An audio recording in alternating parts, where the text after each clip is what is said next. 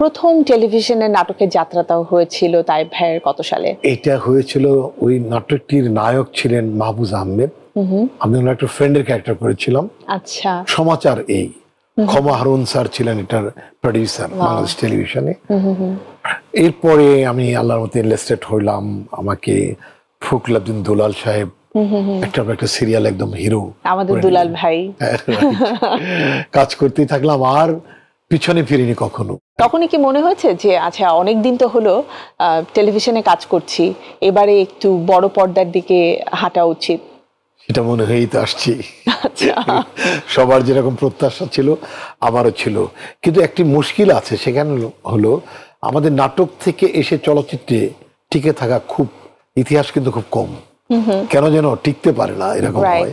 অবশ্যই অনেকেই টিকেছে, তাদের প্রতি শ্রদ্ধা। এরকম স্ট্রাগল আমিও করেছি, কিন্তু আমি সাপোর্টও পেয়েছি খুব বেশি, যার ফলে একটা চেয়ার পেয়েছি, চলচ্চিত্র শিল্পী সমিতি একটা জায়গা পেয়েছি।